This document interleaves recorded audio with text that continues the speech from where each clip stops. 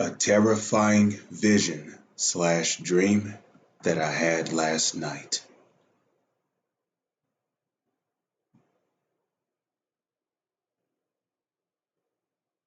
Shalom.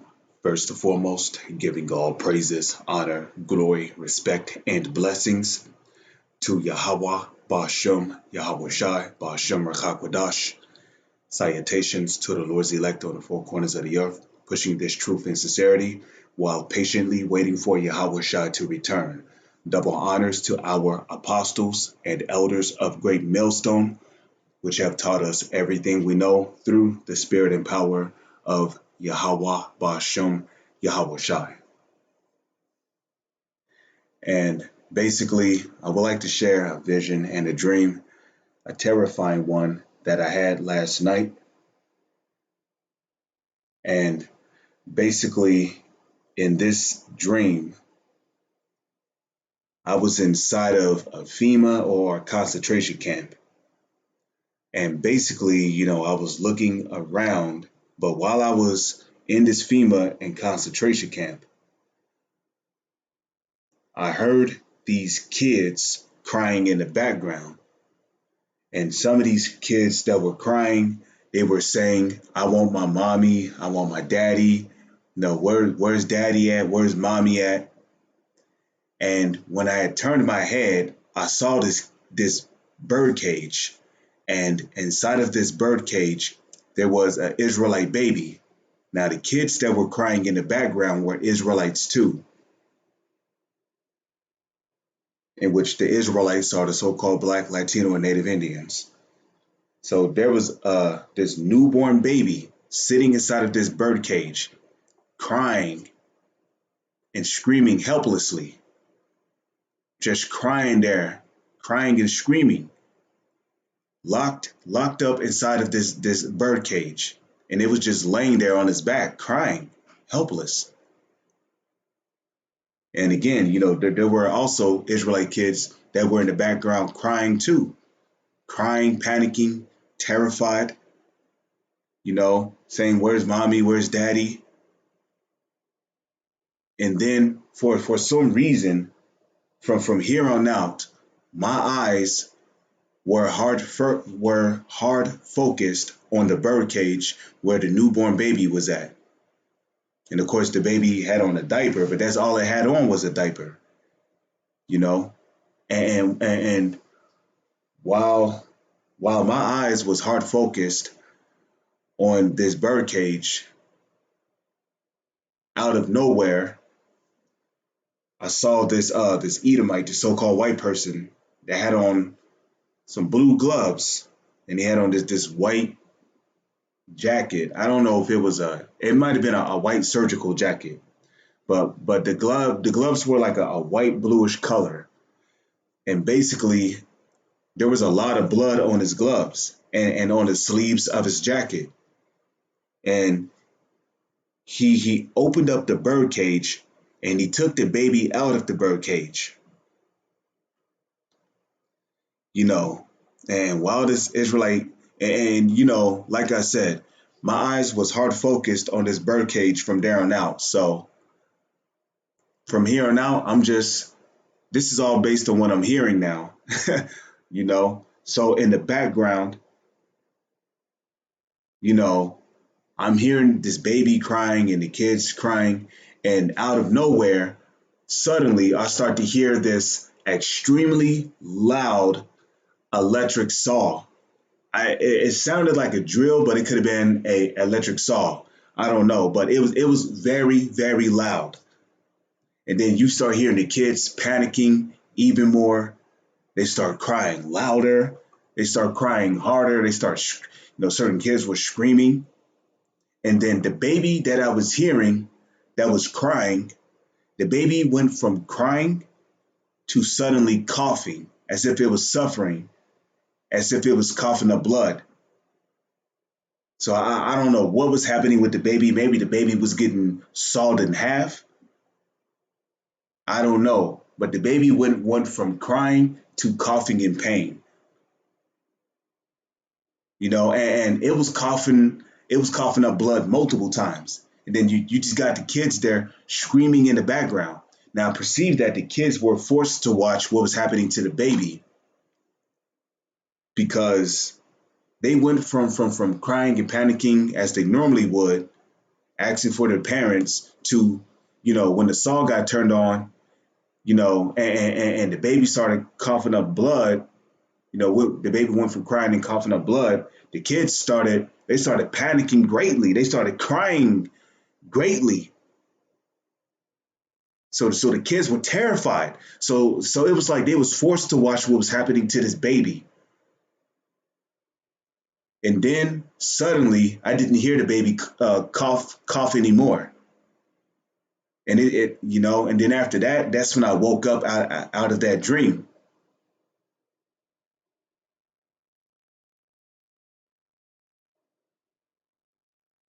You know, and basically I was troubled in my mind from that dream. And a matter of fact, because I was listening to some music from my phone, before I had went to sleep and I had left my music playing. And basically, when I woke up out of that dream, I was so troubled in my mind, I ain't even want to listen to the music. I didn't. I turned that music off, man. And a matter of fact, I was so troubled in that dream that I literally had to set up a prayer at that very moment, man. And what I basically I sent up prayers for Yahweh Bashem Yahweh Shai to, if it be His will to give His elect men, brothers that are of the elect, spiritual power in these last days to defend themselves, their wives, and their children. Because I was that troubled in my mind, man. First thing I thought about when I had that dream was, you know, because the scriptures say that when the enemy shall come in like a flood, the Lord shall lift up a standard against these devils. So, hey, man, I was praying and making supplication and begging to Yahweh Bashim Yahweh Shai that if it be His will, please give brothers, spiritual power to defend themselves, their wives, their wife, and their children. Because that dream I had was not pleasant, man, and that dream felt very real, man. The things they was doing to these Israelite children in these FEMA camps. But at the same time, I also had that same mind frame. Well, I had that same attitude that Yahushua had when he was in the Garden of Gethsemane. When Yahushua said, "Nonetheless, not my will, but Thy will be done." That's what Yahushua said, and I had that same mind frame. Like, nonetheless, not what I ask or beg of Thee, but Thy will be done. Because the Lord's some of the Lord's elect men are gonna be martyrs for this truth, but they're gonna be risen up again when Yahweh shall return. That dream I had, man, had me troubled.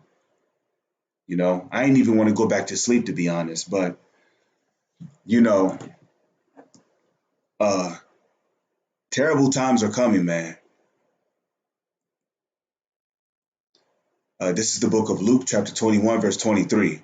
But woe unto them that are with child, and to them that give suck in those days. Okay, well, what kind of creature gives suck? Okay, in this verse, this is talking about babies who have to be breastfed by the woman.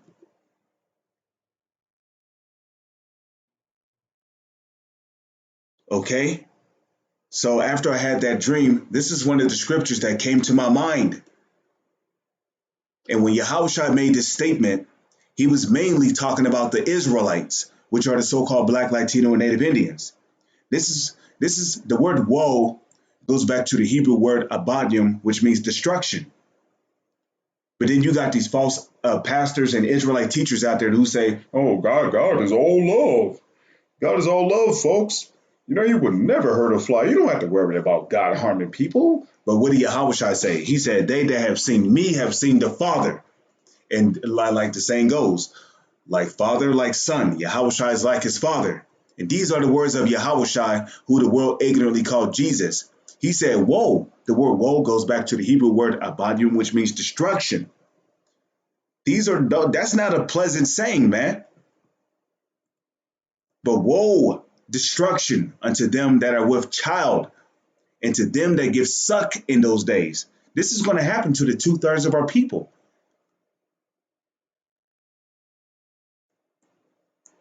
But you got these false Israelite groups out there. You got these false. You got these leaders of these false Israelite groups out there. These false prophets that's not warning our people of these things to come. Serious, perilous times are coming. You should be warning your congregation about this, but you're not.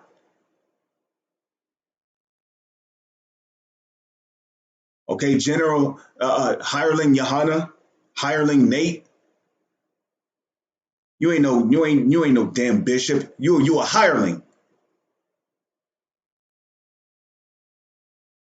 You a straight up hireling. Okay, the leader of GOCC, Zabak, you're all hirelings, man. You're supposed to be warning your people about FEMA camps and concentration camps and martial law.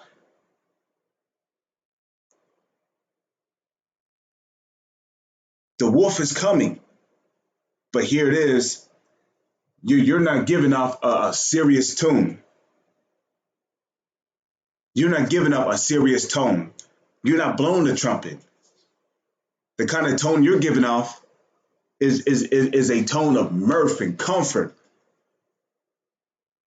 Okay? Read Amos 6, verse 1. Woe unto them that are at ease in Zion and trust in the chariots of Samaria. I'm just roughly paraphrasing.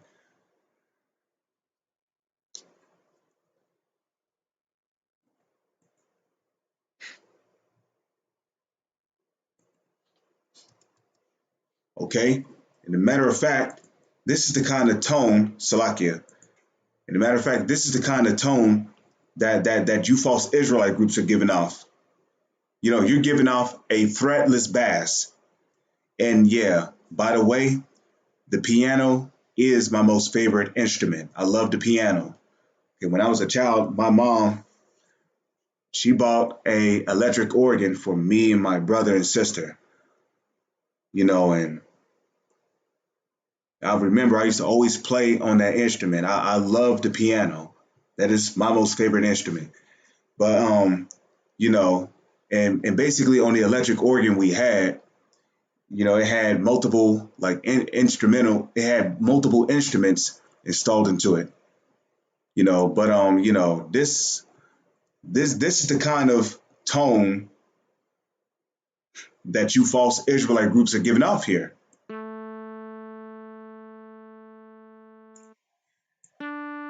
You're giving off you're giving off a threatless bass. Look, that's you right here. A fucking joke. The word threatless means threatless. Okay? Threatless. You false Israelite groups out there, you're giving off a threatless tone.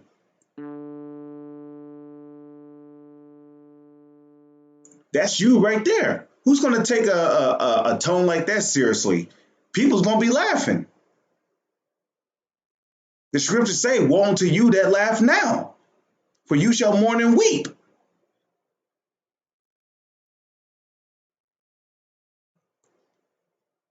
You're not giving off a serious tone. Isaiah 58:1, I believe it is. The Lord said, blow ye the trumpet in Zion. Okay? Because back in the ancient world, whenever whenever Israel or the land of Israel was about to be attacked by a military or an army, the trumpet was always blown.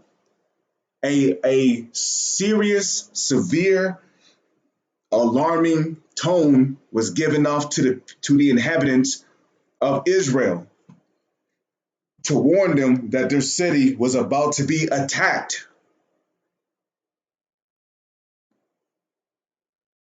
But You leaders of you false Israelite groups out there, you're not doing that. You're giving up a fretless tone, a fretless bass. Titus 1 verse 11, whose mouths must be stopped.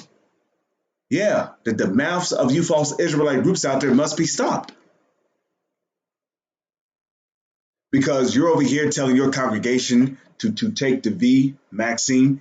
You're over here telling your congregation you got to be a fool not to take the chip, which is the mark of the beast, the RFID chip.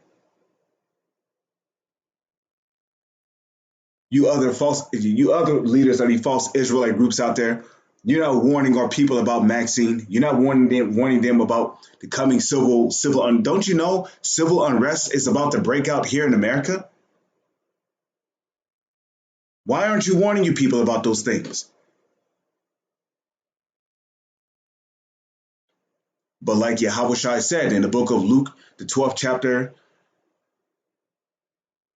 and somewhere amongst the 45th or is it the 46th chapter on down, what did Yahushua say? And he that knew his Lord's will and prepared not himself, neither did according to his will, shall be beaten with many stripes.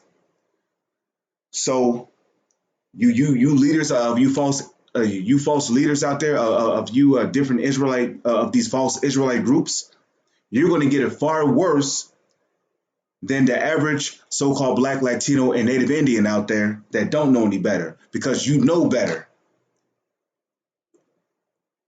You know who the enemy is, but you acting like you don't know. Okay, whose mouths must be stopped, who subvert whole houses, teaching things they ought not for filthy lucre's sake. Right? So you gonna get it bad, man. Okay, read the book of Judges. Read the account on Achan. When the Lord punished the Israelite man, okay, when the Israelite man committed sin, guess what? Him and his whole family had to pay. Him and his whole household. Okay, because the man is the head of the house. The man was the head of the house back in the ancient world. Okay, Achan. He disobeyed the word of Yahweh Bashem Yahweh Shai, and he went and took some Babylonian garments, some gold and some silver, and some other stuff. And what happened to him? Not only did he have to pay the price for his transgression, for his sin, but his wife and his children had to pay too. So what do you think I'm saying here? The Heavenly Father and His Son, they're not going to just punish you, General Yohana, Nate, you leaders of these false Israelite groups. He's also going to punish your family that are of the 2/3. Your children is going to be punished. Your wives are going to be punished, and you're going to be punished. Okay? The book of Second Ezra, the 9th chapter. And they which have abused my ways, when yet liberty was open to them, the same shall know it after death by pain. Okay? And you and your family is going to have to pay the price for that, man. For the Heavenly Father is going to make you and your family pay the price for that. Why? Because you're deceiving your congregation. And then when you wake up in the kingdom of heaven after coming back through the loins of the elect, you're going to be ashamed of what you did.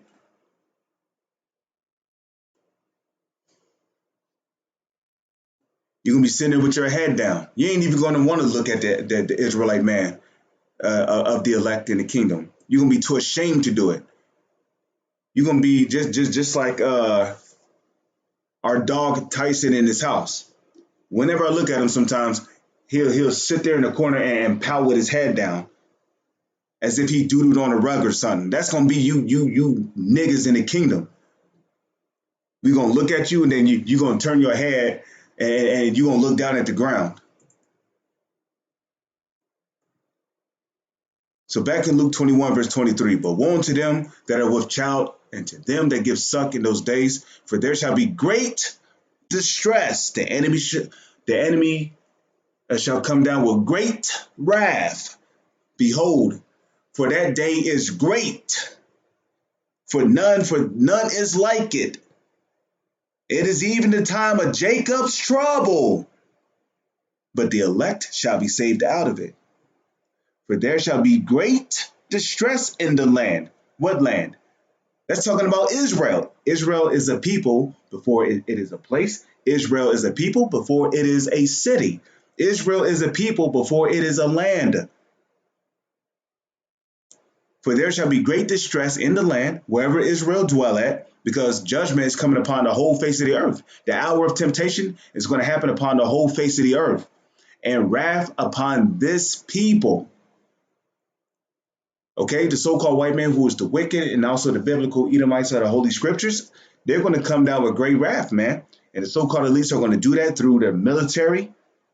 They're going to cast a lot of our people out of their houses and be put in concentration camps to be tortured. Excruciating pain is coming.